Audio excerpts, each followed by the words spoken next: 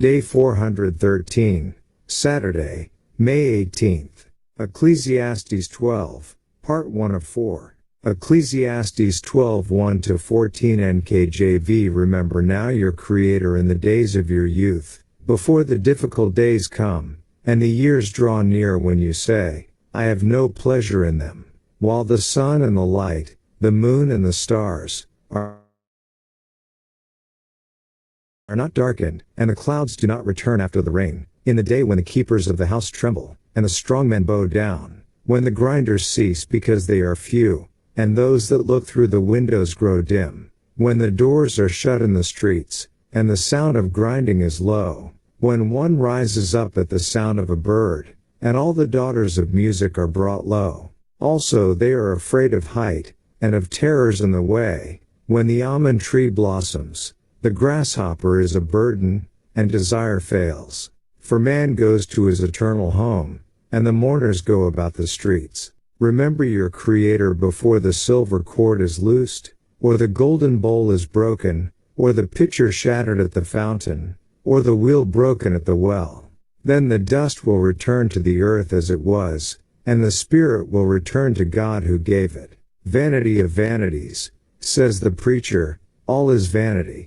And moreover, because the preacher was wise, he still taught the people knowledge. Yes, he pondered and sought out and set in order many proverbs. The preacher sought to find acceptable words, and what was written was upright, words of truth. The words of the wise are like goads, and the words of scholars are like well-driven nails, given by one shepherd. And further, my son, be admonished by these. Of making many books there is no end, and much study is wearisome to the flesh. Let us hear the conclusion of the whole matter. Fear God and keep his commandments, for this is man's all. For God will bring every work into judgment, including every secret thing, whether good or evil. Daily Deep Dive, the UCG reading plan states. Moving into Chapter 12, we continue with the third subsection of the last major section, now reading the last of the three segments making up the subsection. The Expositor's Bible Commentary says of the poetry that makes up this segment, the description in the verses that follow ranks among the finest of the world's literature. The onset of old age is pictured under a wide variety of metaphors, most of obvious application, right? Introductory note on verses 1-8. The proverbial sequence of the past few chapters continues through to a conclusion in Ecclesiastes 12:7, though the verses here are quite unlike the proverbial forms we have seen previously in the book, this passage being a much longer form. For comparison, recall the lengthy poem about the virtuous woman at the end of the book of Proverbs. Ecclesiastes 12:1 does not mark a new subsection, as it continues right along with the prominent theme of the last four verses. Ecclesiastes 11:7-10, concerning enjoying life while young before the coming of darkening times and death. Furthermore, as already mentioned, those verses, Ecclesiastes 11:7-10, may have been meant as a qualifying expansion of the book's refrain along with chapter 12. In any case, it's clear that verses 1-7 of chapter 12 constitute a self-contained poem within the current subsection. It should be noted that this passage does not convey one comprehensive metaphoric picture. What's presented here is not a continuous allegory, but a series of diverse images related in what they portray. It's even possible that the various descriptions here, some more literal and others more figurative, were originally used in society independently from one another. Again, though, the imagery in the verses here is put together in a masterful way to all form a cohesive unit, the while, when or before in each of the verses up through verse 6, all tying back to remembering your Creator in verse 1, followed then in verse 7 by the end of this physical life.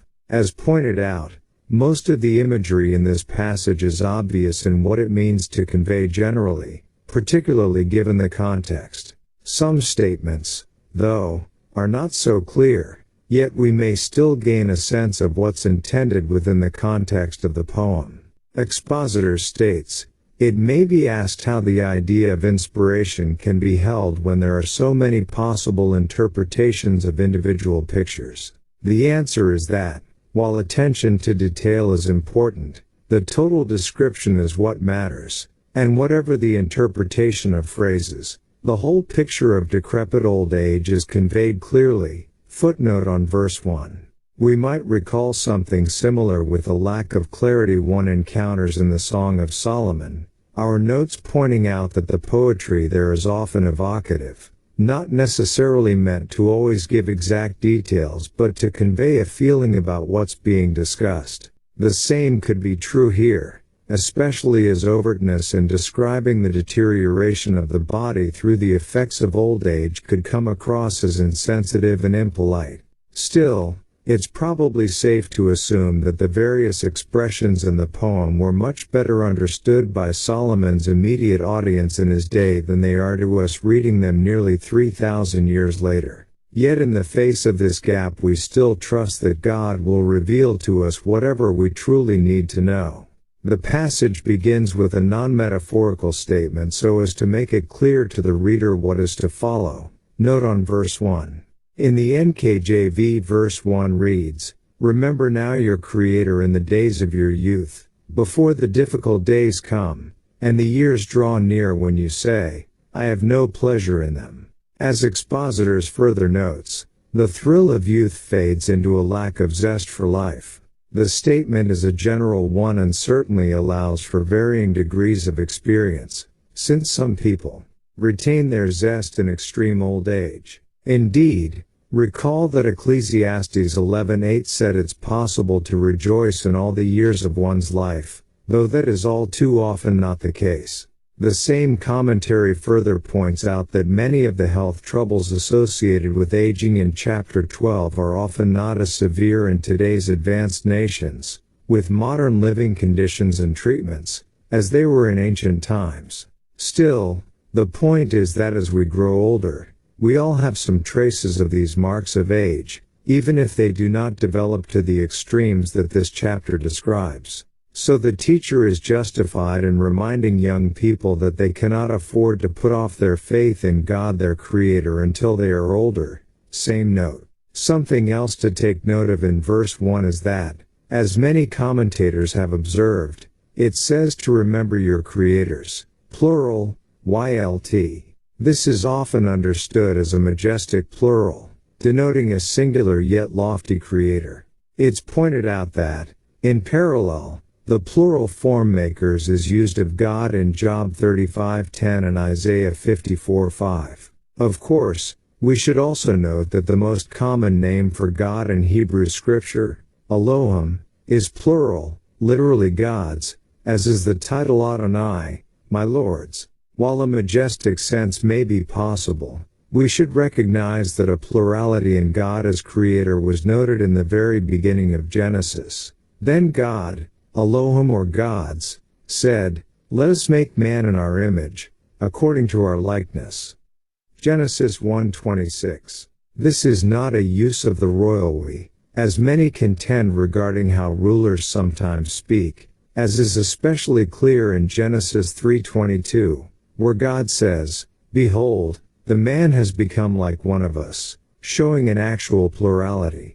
And as Ecclesiastes has hearkened back to man's creation in Genesis a number of times, it should perhaps not be surprising to see an acknowledgement of the plurality in God as Creator that's presented there. The New Testament more clearly reveals a plurality of creators, explaining that God the Father created all things through the Word who became Jesus Christ, John 1:1-3, John 1:14. Colossians 1:16-17, Hebrews 1:12, Ephesians 3:9, NKJV. Any of these plural forms, being names and titles for the divine family, can apply to either the Father or Christ individually, as they each bear the family name, or to both of them together, depending on the context. The focus here on remembering our Creator, and doing so while young, is vital. coming to terms with life in this world, seeking to understand it and trying to find happiness. The whole point of this book must start right here.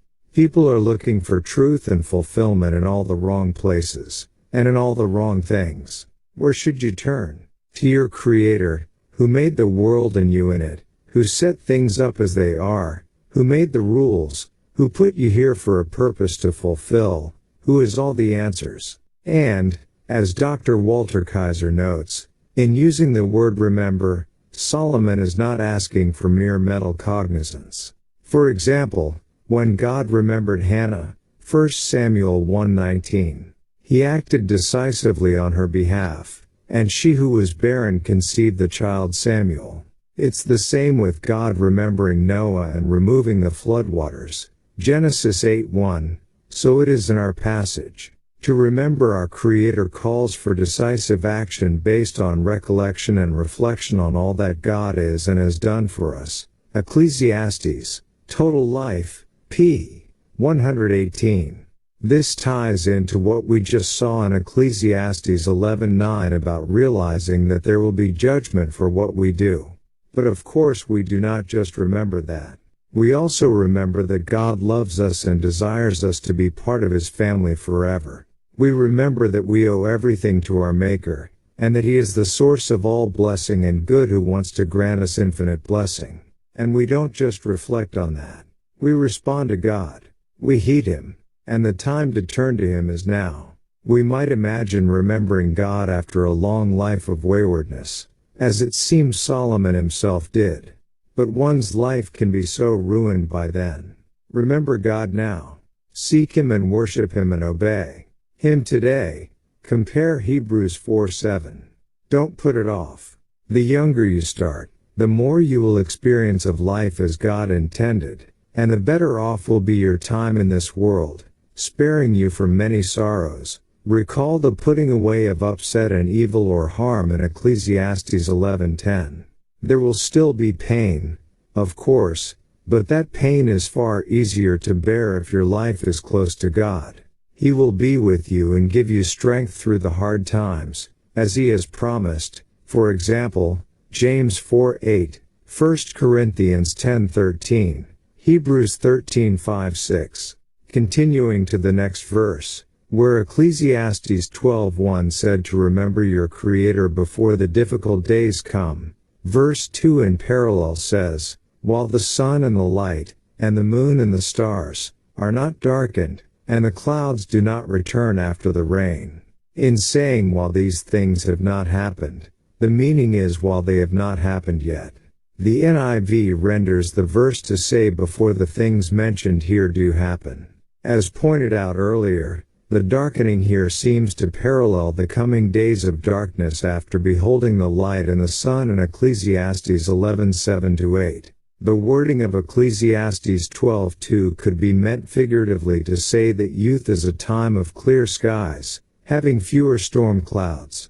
Nothing but blue skies, a popular song says. And when the clouds do come and rain in a negative sense, as apparently in the imagery we saw in Ecclesiastes 11:3, and as in the modern idiom of having something rain on our parade, the troubles blow over quickly, and it doesn't get cloudy again right away. This is in contrast to getting older, when you have one problem after another. Alternatively, on the more literal side, the darkening could refer to one's vision being dimmed with age through cataracts or general vision loss. Compare Genesis 27:1, Genesis 48:10, 1 Samuel 3:2, 1 Samuel 4:15.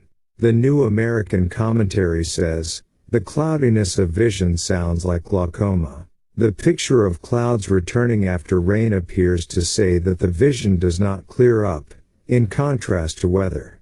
Garrett, note on Ecclesiastes 12:2. However, eyes growing dim is evidently the meaning of what follows at the end of the next verse. Those that look through the windows grow dim. Verse 3. So a different meaning might seem more likely for verse 2. Still it's possible that the descriptions in verses 2 and 3 were originally standalone images with overlapping meaning that were placed together in the poem. Given how well both interpretations, storms of life and eyes dimming, fit in the context of verse 2, it could be that a double meaning is intended. Accepting a figurative storms of life depiction here, Derek Kidner writes, "There is a chill of winter in the air of verse 2, as the rains persist and the clouds turn daylight into gloom, and then night into pitch blackness. It is a scene somber enough to bring home to us not only the fading of physical and mental powers but the more general desolations of old age. There are many lights that are liable then to be withdrawn, besides those of the senses and faculties as, one by one, old friends are taken, familiar customs change, and long-held hopes now have to be abandoned. All this will come at a stage when there is no longer the resilience of youth or the prospect of recovery to offset it." The Message of Ecclesiastes, The Bible Speaks Today series, pages 101 to 102. Some have tried to specifically allegorize all the celestial bodies listed in verse 2, but that is probably going too far, such interpretation being too subjective. Then in verse 3 and the beginning of verse 4, the difficult days of future years are depicted with the imagery of a rundown house. Recall the mention in Ecclesiastes 10:18 of a decaying building and leaking house due to laziness that, in context, represented a nation in decline.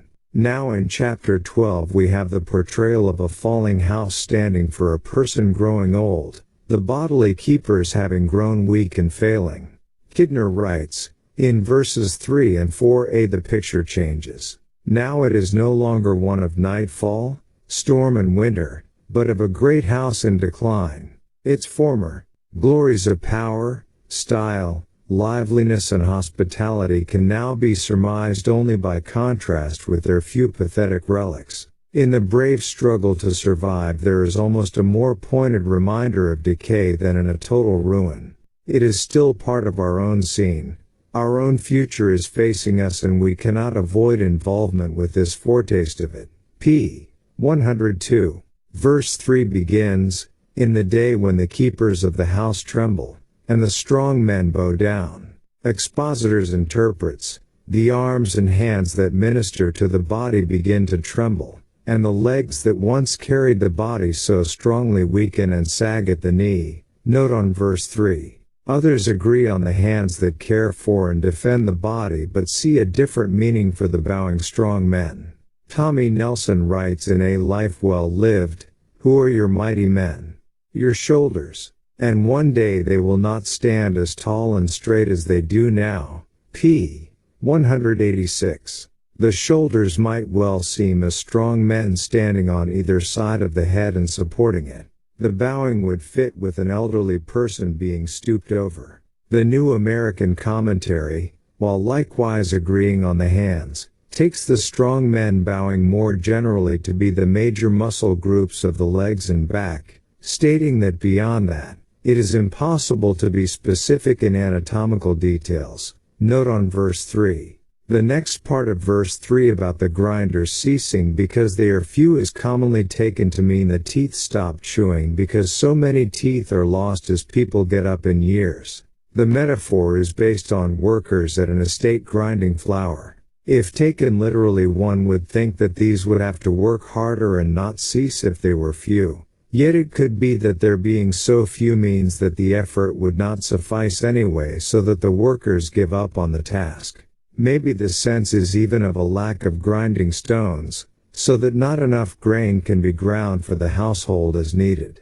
The low grinding sound in the next verse may also be related to the teeth, though it might be more literal. As we'll discuss in a moment, we've already noted, in regard to the darkening of verse 2, the end of verse 3 about those looking through the windows growing dim as referring to the eyes. The dimming may refer to the eyes not seeing well in terms of clouded vision, as in the passages earlier cited about sight diminishing with age, or the dimming could describe how the eyes appear, with perhaps loss of sparkle. In any case, the image here is not a literal one of people looking out of windows growing dim. This is an obvious metaphor, with the body still pictured as a house, here with windows to see out of, figuratively speaking. The bodily house metaphor appears to continue into verse 4, the verse beginning, when the doors are shut in the streets, and the sound of grinding is low. Following from the lack of grinders meaning lack of teeth and chewing in the previous verse, Kaiser takes the doors being shut in the street here to mean that the lips, swinging or folding doors, as the jaws of Leviathan are called the doors of his face in Job 41:14, fall into the mouth for lack of teeth. A street is a cleft between two rows of houses, p. 120. And, again based on the previous verse, he interprets the sound of grinding being low in this verse to mean that in toothless old age, only soft foods may be eaten. Thus no noise is made, for no hard bread or parched corn, or grain, is being chewed. Ibid. While that is possible, a number of other commentators see the bodily house metaphor continuing but take the doors being shut to go with sound being low due to diminished hearing. Expositors notes on verse 4, the other doors of the senses, the organs of hearing, gradually close, marooning the owner within the cramped house of his own body. It's stated in the Tyndale Old Testament commentaries that the doors on the street being shut will refer to the reduced access to the outside world which follows impaired hearing. Eaton, note on verse 4. The New American Commentary likewise says, the shutting of doors refers to the ears, as people shut doors when they want to exclude outside noise. Deafness is meant, as indicated by the sounds of grinding and singing fading out. Note on verse 4. Note that in this interpretation the low grinding sound is not due to soft chewing or, as some propose, to soft speaking, but more literally refers to outside grinding of grain, though used somewhat figuratively in a representative sense of the outside hum of daily business, the sound volume of which is now turned down. This explanation might seem to be contradicted by the next line. When one rises up at the sound of a bird. The wording here seems to indicate disturbed sleep, waking at the slightest sound, maybe at the first songbirds before dawn. Tyndale comments, so much for impaired hearing. More likely the picture is one of waking erratically in the early hours. Note on verse 4. Yet what of the bird sound if that's the meaning? Some think the verse refers to an aging person's voice rising up to the sound of a high bird pitch, thus losing the deeper voice of earlier adulthood. Yet we lack evidence that, in terms of sound, ancient Hebrew had the metaphor of up and down with the scale. Expositors, footnote on verse 4. More simply, perhaps the portrayal here is of the elderly, having diminished hearing, not being able to make out particular sounds through the hubbub of the day, yet in the quiet of the night still waking at minor noises. The New American Commentary calls this a cruel paradox of old age. One cannot hear well, but one sleeps so lightly that the slightest disturbance is sufficient to take away sleep. Note on verse 4. The sound of a bird could even refer to mere fluttering rather than twittering. The last line of verse 4, and all the daughters of music are brought low, may seem obscure, but another expression about old age from the same general period this was written probably gives us the sense of the words here. When Solomon's father David asked the elderly Barzillai, who as a wealthy man had provided for the king, to come to Jerusalem to be honored and provided for by David in return, Barzillai responded, "How long have I to live, that I should go up with the king to Jerusalem? I am today 80 years old. Can I discern between the good and bad? Can I, your servant, taste what I eat or what I drink? Can I hear any longer the voice of singing men and singing women? Why then should your servant be a further burden to my lord the king?" 2 Samuel 19:34-35. The elements of Barzillai's description seem to be common expressions for old age at that time. Thus, the daughters of music being brought low in Ecclesiastes 12:4 probably also refers to not being able to hear music very well when old. Specifically, Daughters of music could refer to songs, musical compositions, or the performers of these. Some think the reference is to the elderly not being able to sing any more themselves, but with the parallel here the hearing seems more likely, following naturally after the other references to hearing in verse 4. Loss of singing ability could conceivably go with the previously mentioned idea of one's voice rising to a bird pitch, but it seems better to take everything in verse 4 as a reference to hearing impairment. At the beginning of verse 5 we see that not all of the poetry here is metaphor, as these words are meant quite plainly. Also they are afraid of height, and of terrors in the way. People often get more nervous about heights as they grow old, since diminished strength and balance means there's a greater chance of falling. In fact, the whole world can seem much more precarious and dangerous, leading to fear of potential threats in the way, in their path or in the street, whether accidents or being jostled amid bustling traffic, mistakes leading to embarrassments, or being hurt or taken advantage of by others, and thus anxiety about just getting around, sometimes leading to staying shut in at home or in one's room. The next two images in verse 5 return to figurative language. First is the blossoming almond tree. Expositors explains, as commonly interpreted, the almond tree pictures the white hair of age. To us, it is usually the harbinger of spring, and the blossom is pink. In Palestine, however, the tree begins to blossom in midwinter, and although the petals are pink at their base, they are white towards the tip. The general impression of the tree in flower is of a white mass. But the old man has no spring to follow so as to enjoy the fruit. Note on verse 5. The next line in the verse has been subject to various interpretations. It literally reads, "The grasshopper, or locust, is a burden, or burdens itself." Some favor the rendering of it becoming a burden to itself based on the reflexive verb form here, the NIV translating, "The grasshopper drags itself along," this seeming to fit with the preceding winter imagery of the almond tree blossoming. Expositors notes, "Now the lively, leaping grasshopper can only drag itself along, as happens when the days grow cold, an obvious picture of old age." Kaiser says the metaphor describes the halting gait of the elderly as they walk along on their canes. p. 121. Compares Zechariah 8:4. However, the verse could instead be saying that a grasshopper or something it represents is a burden to an elderly person. Expositors further notes, the meaning of the latter translation would be that even a small thing like a grasshopper seems unduly heavy, although it is difficult to see why a grasshopper should be singled out this way. Maybe it's due to the grasshopper being a common illustration for smallness, as in Numbers 13:33, where the Israelite spies compared themselves to grasshoppers before the giants in Canaan. See also Isaiah 40:22. Others have speculated that it's the grasshopper's chirping that is too much for the elderly person to take.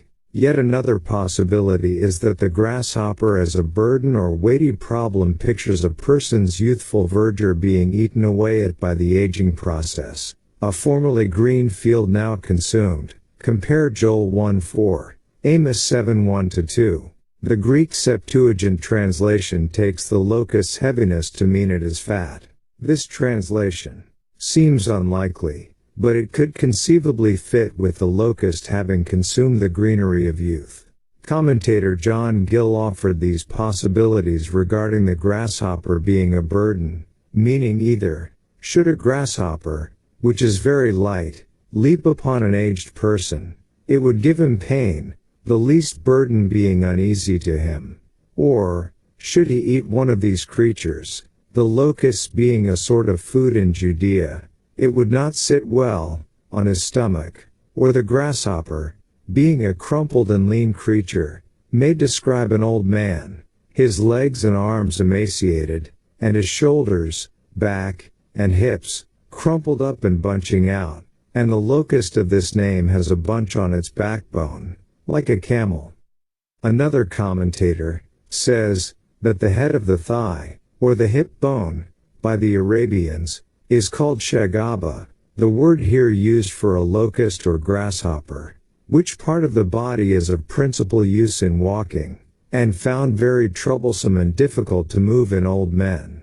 And, Jewish sage, Ibn Ezra interprets it of the thigh, the almond tree, by the rabbins, or Jewish rabbis, is interpreted of the hip bone, which stands out in old age, and the Targum, or ancient Jewish paraphrase of the Old Testament, of this and the preceding clause, is, and the top of thy backbone shall bunch out, through leanness, like the almond, and the ankles of thy feet shall be swelled. Note on verse 5. Gill further pointed out that some understand here a sexual reference corresponding to the next line in the verse, and desire fails. The New American Commentary prefers the grasshopper being too heavy to lift as a hyperbole, but summarizes other ideas, stating, alternatively, it has been taken to refer to either bad joints, swollen ankles, following the Septuagint's fattening, a halting walk, or impotence. The last interpretation is possible in light of the following line. Paraphrased as, and desire no longer is stirred. Note on verse 5. Actually, the phrase typically rendered desire fails literally means and the caperberry bursts forth / destroys / fails. The same commentary seeing fails as most likely. Footnote on verse 5. Tyndale notes that the phrase was translated the caperberry is made ineffectual by the 70, or Septuagint. No substantiation for this translation has been produced. The caperberry was apparently a stimulant to bodily appetites, an appetizer or aphrodisiac, so the essential point is unchanged. Note on verse 5. No evidence for the aphrodisiac qualities of the caper appears prior to the medieval Jewish commentaries, however, and this interpretation is not certain. Knack. Footnote on verse 5. Some have pointed out that in a description of bodily deterioration one would expect some reference to the loss of sexual potency, especially considering the author being Solomon, with his vast harem. Still, it's hard to know exactly what's intended. The New American Commentary further points out that it's possible to translate the wording as the caperberry bursting forth and bearing fruit in a literal sense, along with the almond literally blossoming and the grasshopper being heavy, or fat as in the Septuagint, with new grass and greenery to eat. This all then meaning, in a contrasting picture, that while nature is renewed every year, the human body simply grows older and weaker. Note in footnotes on verse 5. But the same commentary concludes that this interpretation requires an anomalous translation of the Hebrew, however, and is not to be followed. Note on verse 5. Yet this is the preferred explanation of the New Bible Commentary, revised. The matter must remain unclear for now, but the images here seem more likely to indicate loss of vigor than revitalized vigor the aging person is missing out on. And then the end of verse 5 tells us that, following the period of decline we've seen, this life at last comes to its inevitable end. For man goes to his eternal home, and the mourners go about the streets. The reference here is to death. The description of dying continuing from here through to the end of verse 7.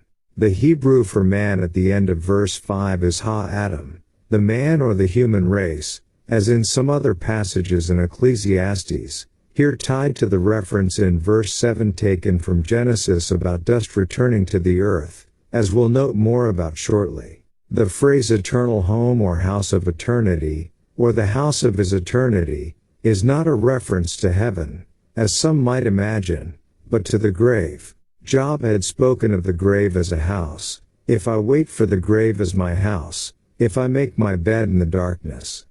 Job 17:13. Yet calling it man's eternal house might seem troubling, as if to say that man's proper place is the grave and that he will be there forever.